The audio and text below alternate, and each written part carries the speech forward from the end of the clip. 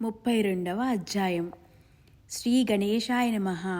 ఓం చిత్స్వరూప సర్వేశ్వర, ఓ ఆనందమూర్తి, ఉదార, స్వయం ప్రకాశ, నిర్వికార, సర్వావస్థలకి నీవు అతీతుడివి. వేదాలకే అంతుపట్టనటువంటి అగమ్య రూపుడువైన నీ చరిత్రను వర్ణించటానికి నేనెంతటివాణ్ణి? జ్ఞానమనే గగనానికి ఆదిత్యులైన వశిష్ఠుడు, భృగువు, పరాశరులకి కూడా నీవు అంతుపట్టవు. అక్కడ కేవలం మిడుగురు పురుగులైనా నేనెంతటి వాణ్ణి? సరే, ఏదేమైనా సరే, నా మనసులో వసించి ఈ గ్రంథాన్ని నా చేత, అంటే దాసగను గారి చేత చెప్పించమని నిన్ను నేను ప్రార్థిస్తున్నాను అని దాసగను మహారాజు అంటున్నారు. షిరిడీ గ్రామానికి సాయి దర్శనానికి పుణ్యరాశులైన నానా నిమోన్కర్ వచ్చారు. చందోర్కరు సాయినాథుల పాదాలకు నమస్కరించి, సాయి మహారాజా సమర్థ, ఈ సంసార జంజాట్లను చాలు. శాస్త్రాలన్నీ సంసారాన్ని నిస్సారమైనాయి. దీనబంధు, ఈ ప్రాపంచిక సంఖ్యలను వెంటనే తెంచేసేయి. సుఖాలనిచ్చే ప్రతిదీ కూడా దానిపై కోరిక పెట్టుకుంటే దుఃఖాన్ని కలిగిస్తుంది. ఆశ చాలా క్షుద్రమైనది. అడుగడుగునా అది మనని ఆడిస్తుంది. వెతికి చూసిన సంసారంలో పిసరంతైనా సుఖం లేదు. నాకు దాని మీద చాలా విసుగొచ్చింది. ఆ బంధం ఇక వద్దు అన్నాడు. ఆ మాటలు విని బాబా మందహాసంతో, ఇంత చిత్రంగా నీకీ పిచ్చి ఆలోచన ఎలా వచ్చింది? నీవు చెప్పింది కొంతవరకు నిజమే అయినప్పటికీ దేహమున్నంత వరకు కూడా సంసారం ఉండనే ఉంటుంది. దాన్ని ఎవ్వరూ కూడా తప్పించుకోలేరు. మరి నువ్వు దాన్నెలా వదిలేస్తావు? నేను దానిలో చిక్కుకున్నాను, దాన్ని వదలలేకపోతున్నాను. సంసారానికి అనేక రూపాలు, అవి నీకు నేను చెప్తాను. దేహం మీద సంసారం యొక్క ప్రభావం ఉంటుంది. కామ, మోహ, మద, మాత్సర్యాల మధ్య ఉన్న పరస్పర సంబంధమే సంసారం. కళ్ళు వస్తువులను చూస్తాయి, చెవులు శబ్దాన్ని వింటాయి, నాలుక రుచిని సేవిస్తుంది. దాని పేరే సంసారం. మనోవ్యాపారాల పేరే సంసారం. శారీరక ధర్మాలన్నీ సంసారమే. సాంసారిక స్వరూపం రెండు వస్తువుల మిశ్రమం. ఈ సంసార బంధనాలు తెంచటం ఎవరి వల్ల కాదు. దారాపుత్రులు, కుమార్తెలు, వీరంతా సంసారమే. దాని మీద నీకిప్పుడు అసహ్యం కలిగినట్లు అనిపిస్తుంది.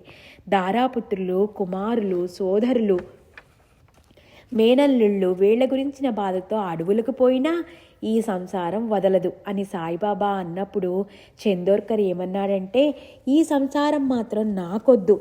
ఈ నశ్వర సంసారం వల్ల రకరకాల దుఃఖాలు కలుగుతాయి. ఈ సంసారం ఈశ్వర నిర్మితం. దాని నుంచి ఎవరూ తప్పించుకోలేరు. అందులోనే ఉండి అన్నీ చేయాల్సి వస్తుంది. నశ్వర సంసారం అంటేనే మనసు విముఖమవుతుంది. దాని నుంచి నన్ను విడుదల చేయండి అని అన్నాడు నాన్న.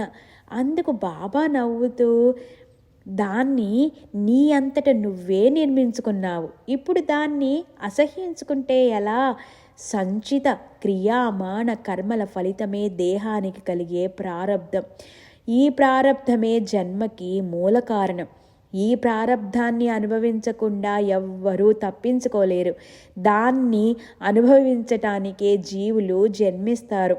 పేదలు, మధ్యతరగతి వారు, శ్రీమంతులు, ప్రాపంచిక బ్రహ్మచారులు, వానప్రస్థ సన్యాసులు, ఉచ్చమైన వారు, నీచులు, గుర్రాలు, ఎడ్లు, నక్కలు, నెమళ్ళు, పులులు, ఖడ్గమృగాలు, అడవి పశువులు, కుక్కలు, గ్రద్దలు, పందులు, పిల్లులు, తేళ్ళు, పాములు, చీమలు, చెట్లు, వీటన్నిటి అస్తిత్వానికి కారణం ప్రాణమే. అందరిలోనూ ప్రాణం ఒకేలాగా ఉంటుంది. మరి బాహ్యానికి ఈ జగత్తులో భిన్నత్వం ఎందుకు ఉండాలి? దీని గురించి నీవు మనసులో ఎన్నడైనా ఆలోచించావా? ఆలోచిస్తే సంచిత క్రియ మానాల వల్లనే ప్రాణులు రకరకాలుగా ఉన్నట్లు తెలుస్తుంది. అలా అయింది వర్గీకరణ. జాతిని బట్టే లక్షణం.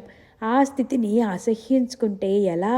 పులులు మాంసాన్ని తినటం, పందులు మలం తినటం, రాబందులు ప్రేతాలను తినటం వాటి దేహ స్వభావాలను బట్టే. లేత తామరాకుల్ని తింటాయి రాజహంసలు. తమ దేహ స్వభావాన్ని అనుసరించి గ్రద్దలు, రాబందులు కుళ్ళిన మాంసం తింటాయి. జన్మలను బట్టే పనులుంటాయి. ఇదే జగత్తు రీతి. అలా ఆయా యోనిల్లోకి వచ్చి ఎక్కువగానో తక్కువగానో దేహ ప్రారబ్ధాలను అనుభవిస్తారు జీవులు. కొన్ని సింహాలు స్వేచ్ఛగా అడవుల్లో విహరిస్తే, కొన్ని సింహాలు గొలుసులతో కట్టబడి వాటి యజమానులతో తిరుగుతూ ఉంటాయి. ధనవంతులచే పెంచుకోబడే కుక్క పరుపుల మీద కూర్చుంటుంది. కొన్ని కుక్కలు రొట్టె ముక్క కోసం గ్రామంలో తిరుగుతూ ఉంటాయి. కొన్ని ఆవులకి మంచి మేత దొరుకుతుంటే, కొన్ని ఆవులు గడ్డిపోచ కోసం చెత్త కుండీలు వెతుక్కుంటూ ఉంటాయి. ఈ అసమానతలకు కారణం దేహ ప్రారబ్ధమే. ఇవన్నీ అనుభవించక తప్పదు. మానవులకి కూడా ఇదే న్యాయం.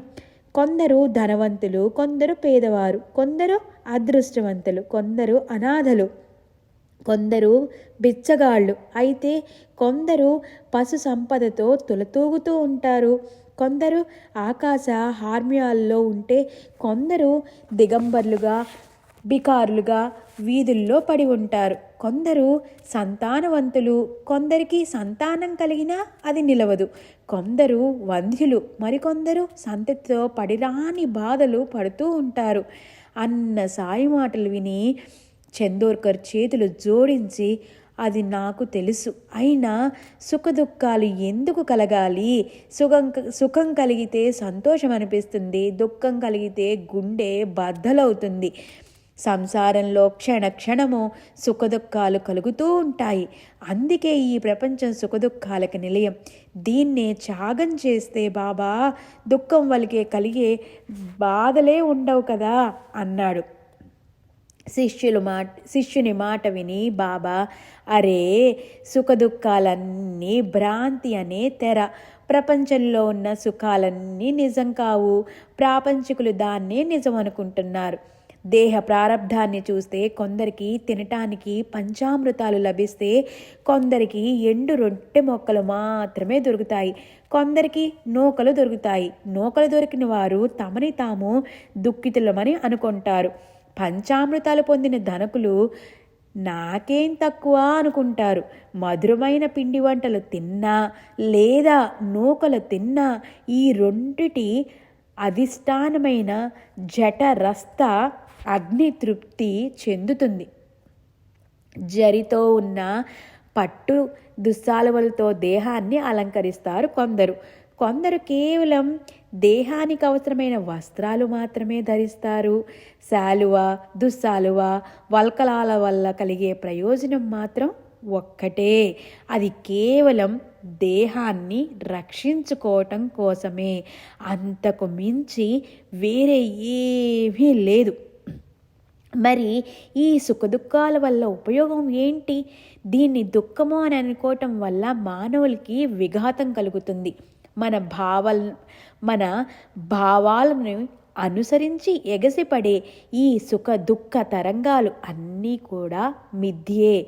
మోహం అనేది పెట్టుకోకూడదు.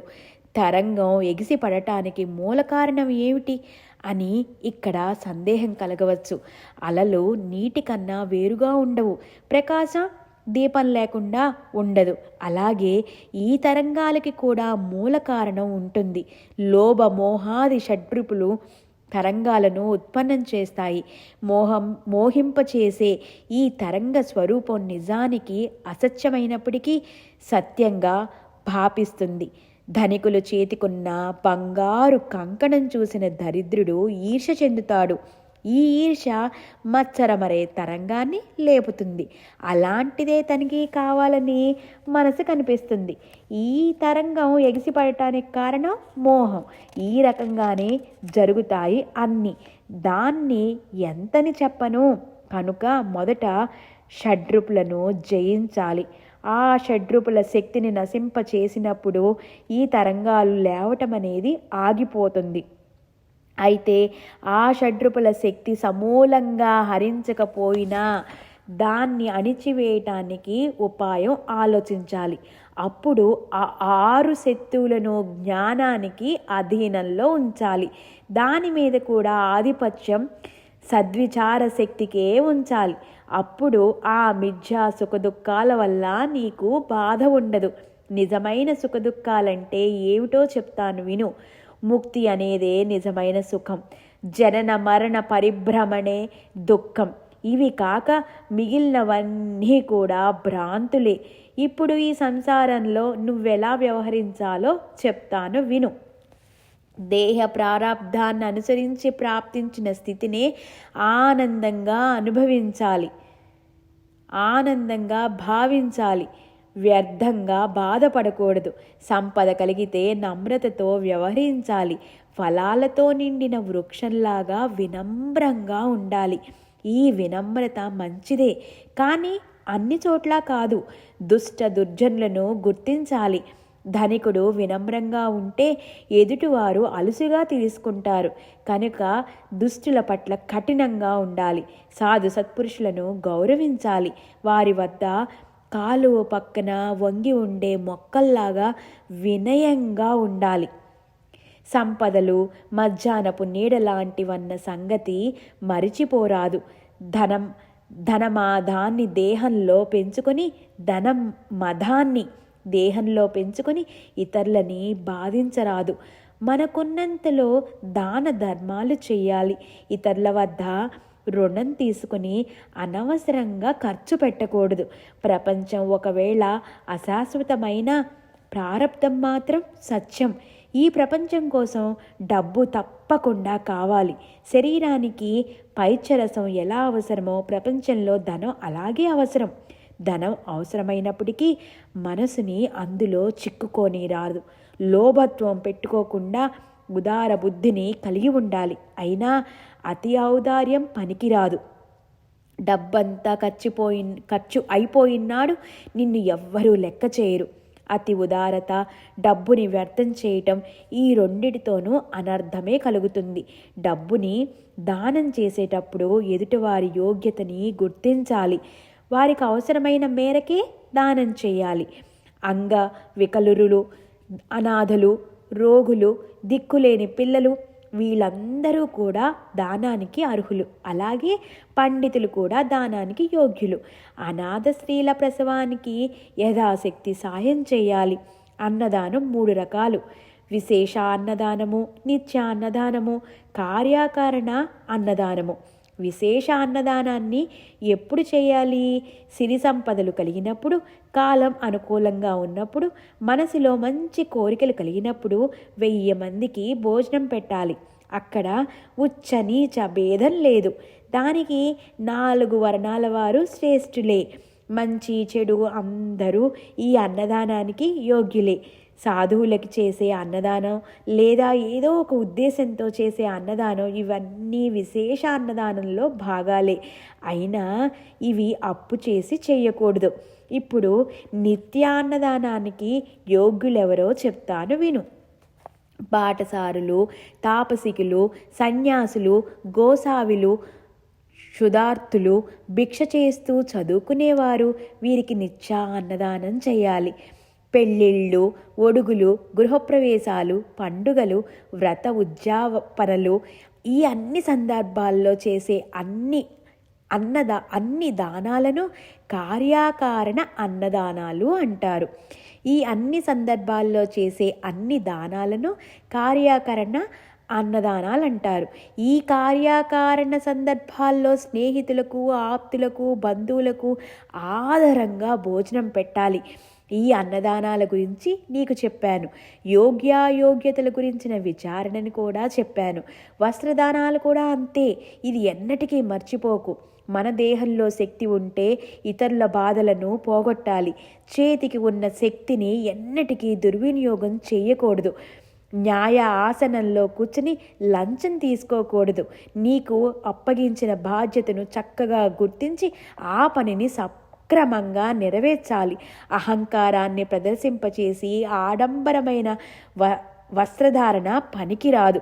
నిష్కారణంగా ఎవ్వరిని అవమానించవద్దు.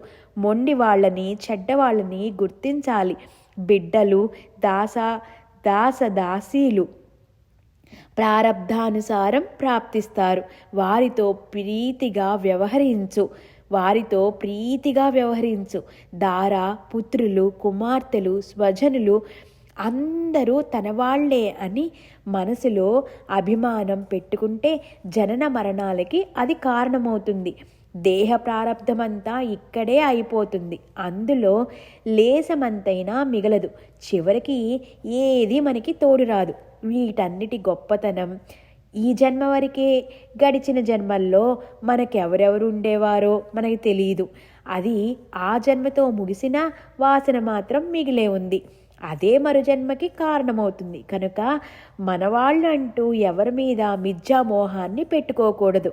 అప్పుడే నీకు అక్షయ సుఖం లభిస్తుంది. మనం కొద్దిసేపు ఉండటానికి ధర్మసత్రానికి వెళ్ళినప్పుడు ఆ సమయానికి అవసరమైన ఏర్పాట్లే మనం చేసుకుంటాం కదా. కనుక ఆ ధర్మశాల మీద మనకి మోహం ఎప్పటికీ కలగదు. మనం కొద్దిసేపు ఉండటానికి ధర్మసత్రానికి వెళ్ళినప్పుడు ఆ సమయానికి అవసరమైన ఏర్పాట్లే మనం చేసుకుంటాం కదా. కనుక ఆ ధర్మశాల మీద మనకి మోహం ఎప్పటికీ కలగదు. అదేవిధంగా ఈ ప్రపంచం కూడా ఓ ధర్మసత్రం. అలా ప్రతి వాళ్ళు వ్యవహరిస్తూ కర్తవ్యం నిర్వహించాలి. అలా చేస్తున్నప్పుడు సచ్చిదానంద ఈశ్వరుణ్ణి గుర్తుపెట్టుకోవాలి. తమ బిడ్డలను, ఇతరుల బిడ్డలను సృష్టించింది ఒక్కరే. అయినా మన బిడ్డల బాధ్యతను మన నెత్తినే పెట్టుబడి ఉంటుంది.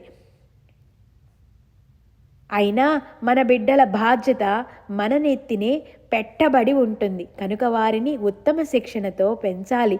వారి కోసం కొంత డబ్బు కేటాయించాలి. అయితే నేనే నా బిడ్డల్ని పోషించాను, నేనే వారికి శిక్షణ ఇచ్చాను, నేనే వారి కోసం ధనం కేటాయించాను అన్న భావం రానీయకూడదు.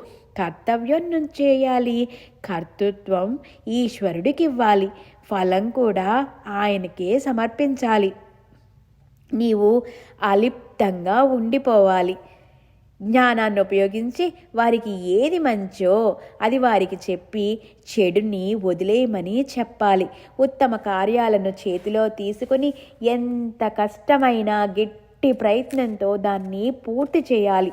మరణించిన తర్వాత కూడా మనం కీర్తి రూపంలో మిగిలిపోవాలి. దేహానికి పనిచేయటంలో సమర్థత ఉండాలి. నిస్సత్తువుగా ఉండకూడదు. అదే పురుషుడి పురుషార్థం. నీకు ఎంతని చెప్పను? కర్తృత్వం చేస్తున్నప్పుడు మనసులో అభిమానం పెట్టుకోవాలి. కానీ ఫలం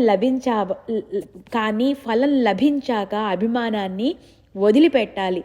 జీవుడి అస్తిత్వం ఉన్నంత వరకు దేహాన్ని కాపాడుకోవాలి. మరణం వచ్చినప్పుడు వ్యర్థంగా శోకించకూడదు. ఎందుకంటే అక్కడ శోకానికే చోటు లేదు. జ్ఞానానికి శోకం రాదు. మూర్ఖులే శోకిస్తారు. పంచభూతాల నుంచి అప్పుగా తీసుకొచ్చిన ప్రాణాన్ని తిరిగి పంచభూతాలకే తిరిగి ఇచ్చేయటం జరిగింది. వాయువుతోనూ తేజస్సుతోనూ అలా పంచభూతాలు తమ చోట్లకు వెళ్ళిపోయాయి. శరీర భాగం భూమిది. అది నిజమన్న గుర్తింపుతో దానికోసం శోకించకుండా ఉండాలి. పిల్లల జననం కూడా అంతే. దానికి హర్షించకూడదు. దాన్ని సృష్టి వ్యవహారంగా గుర్తించి మౌనంగా ఉండాలి. భూమి విత్తులను ధరిస్తుంది. మేఘాలు వర్షిస్తాయి. సూర్యుడు కిరణాలతో వాటిని మొలకెత్తిస్తాడు.